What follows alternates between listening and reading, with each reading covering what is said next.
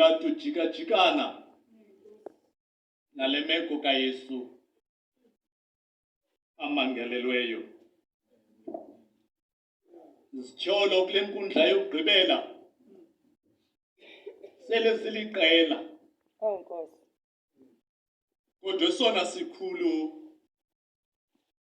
lo uthi ungukumkani wamaJuda. Simazi oba ubekwe ngubani, kodwa yena uthi ungukumkani wamaJuda. Vuka uPilato ezokugweba. Ubold uza kukhupha isigwebo. Waphuma phandle noYesu. Wahlala kwisihlalo sakhe esigama liyiGabatha. Nalapho besazi amaJuda oba akuhlala khona umgwebo omkhulu kuzawukhulula umuntu oxhonywa kwintaba yokuhlaza. Uphuma pho uYesu ethwele isithaba samefa enengubo ebomvu. Ulichithidi ligazi ngoba isithaba esi asifakwanga ngambeko. Ufike pho phandle ingoma itshintshile. Isithi sikhululele uBarnabas. Wandula usinika uYesu. Ecaleni kukaYesu kukho uBarnabas osisidlwengu. Abantu abavumayo abalapha ezantsi badlwengulelwa abantwana izolo nguBarnabas. Abantu abalapha ezantsi abavumayo bakhatyelwe iminyango nguBarnabas. Abantu abalapha bathe bebheka ezindodleni bathathelwa imali zonke nguBarnabas. Bathi mbeke ecaleni usinike lo uthi ungukumkani wamaJuda. Xa ephuma kwavela la vesi ethi ndiza kwenzela umqethi kumntu oyindoda ongowako. Wavela umama ezombetha egxeni esithi xa ugweba uzungagwebi ngakweli cala likaYesu, ngoba ndilelanga ubusuku bonke ndisiva into ezinkulu ngalo mntu. Uxelelwa ngumncedi ongumama uYesu bangasisandla. Uthe xa phuma phandle wathi kubantu abaphandle bevuma benqangaza besithi okokuba awusiniki uYesu uyakuba uwelulwa nomthetho kaKhesare, ngoba uKhesare siyamazi oba uyikumkani yalapha. Okokuba awusiniki uYesu uyabulwa nomthetho kaKhesare. Wabiza amanzi uPilato. Wathi ndiyazihlambe ezam izandla nanku umntu. Eyona mistake eyenzwa nguPilato kukuthi nanku umntu angazi oba umntu onguYesu uphuma ubuntu ebuntwini. That is the biggest mistake eyenzileyo. Kukungazi oba kuzawuphuma umntu ebuntwini. That is the biggest mistake. Wamnikela. Ucinga ubugweba ngesisa kanti ugweba ngokwala bubuhlungu. Ngoba ukunikela umntu ebantwini uthi yenzani uhlazo, mtyakatyeni, mmocozeni, yenzani akuthandwa yini nanku umntu.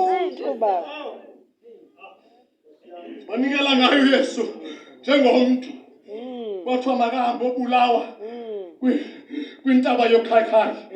I-boundaries zeJerusalem zivaliwe. Xa uphuma ngapha kweJerusalem udibana nentaba yohlazo. Intaba yohlazo ayibiyelwanga purposely ukwenzela abantu abaza kwenza uhlazo babe ngaphaya kwengcamango zikaThixo. Waphuma uYesu. Ulichithidi. Ufike ezantsi sele bembamba. Xa ekhutshwayo bajikwa i-entrance okanye i-exit ebezawuphuma ngayo kwathiwa makaphume ngesango elisemva. Isango elisemva liqala ukuhlazwa nokunyaniswa komntu, kwathiwa makaphume ngemva kwisango elimxinwa. Waphuma uYesu wangena kwijeni yeGolgotha. Oba bendinoninika epicture yeGolgotha ngeBhayi, bendizawuninika isitrato seGavenberg, esona sitrato sikhulu eBhayi. Wahanjiswa kuso. Ipurpose yaloo nto kukuba bonke abantu balapha bambone uYesu esenza uhlazo. Nanku umntu wamkuYesu uthe xa hamba edibana nestage sesixhenxe kwistage ezi-14 ebezihamba ubusuku bonke. Udibana nesesixhenxe. Uthe xa vela kwistage sesixhenxe wadibana nendoda yaseLibya, uyise ka-Alexandra noRusaf, indoda yesixekwana saseKirene eLibya, abayiqonda uba ivele eAfrika ngenxa yobumnyama. Kwathiwa mayibanjwe. Ababelapha amaqabane ngevume esithi senzeni na, senzeni na. Sibulawelwe nje ubumnyama bethu. Kwathiwa makasondezwe kubumnyama. Kwathiwa makathwale umnqamlezo. Ancedise uYesu ngenxa yekhala yakhe. Into eyenzekayo kweli lizwe lanamhlanje loMzantsi Afrika kunukunezwa abantu abangoomama ngenxa yesimo sabo. Le nto yayisymboliza ubuyena bukaYesu. Kwathiwa makathwale. uJohn Calvin ke uyibeka kakuhle le nto. Uthi yena John Calvin xa eyiva le ntlungu kaYesu ingathi uthi uYesu yena ethetha kwakunye noyise ka-Alexandra, ingathi uthi nyathela ayithethwa nguYesu, yinto ethethwa nguJohn Calvin. Uthi kumna John Calvin ingathi uthi nyathelapho bendinyathele khona ukuze ungabuva ubunzima bomnqamlezo. Uthi uCalvin ngoba i-footsteps kaYesu zazona zinamandla. Hallelujah. Ngoba ukunyathela kwi-footsteps zikaYesu zezona zinamandla. Wahamba phecamu kwakhe. Uhamba phecamu kwakhe uSimon ethwelele ngenzanga nto, just ukunqumla nekhala yakhe. WemkuYesu emane ukuhlekwa. Apha emveni kwakhe kukho abantu abangoomama, abantu abanenimba bamane ukumbhomбазela. Uthe xa ngena kwisixeko sesibhozo abantu belila abantu abangoomama. WemUYesu wathi yimani bantu abangoomama, musani ukundililela.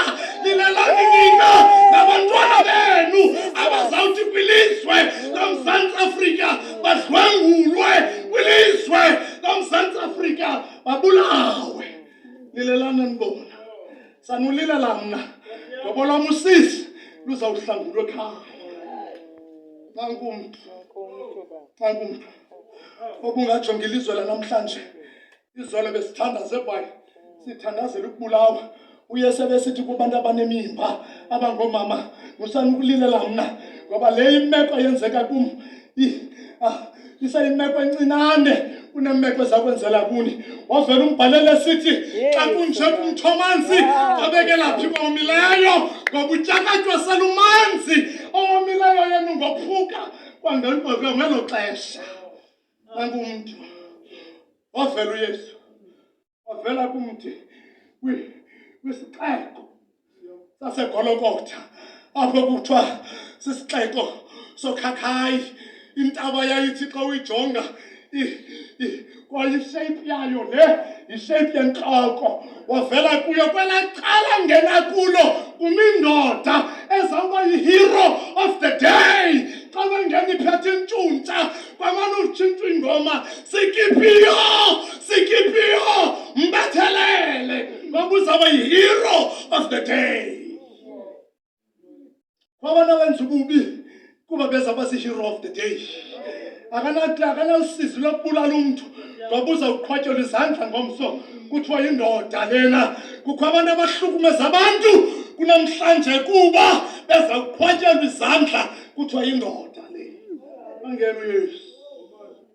Xa ufika indoda imihle iphethe intshuntsha emhlabe phangweni uYesu uthi yosokuvuma kahle esithi yeyanina lemikhozo kwelo cala lakho kodwa yo mikhozo nje ngayo lo mivumba mandihlanjululwe ngaligazi abenzi bobubi kukaYesu benamagwembe njalo kodwa baphiliswa kuyiCalvary ngoba yatshintshwa intaba le yayele kuba intaba yokhayikhayi ngenxa yokuphiliswa kwedwem kuyintaba yegolokothwa kwathiwa intaba yeCalvary intaba yophiliso ngoba kwinto enzwa ibembi iyakwazi ujika kuvela into enhle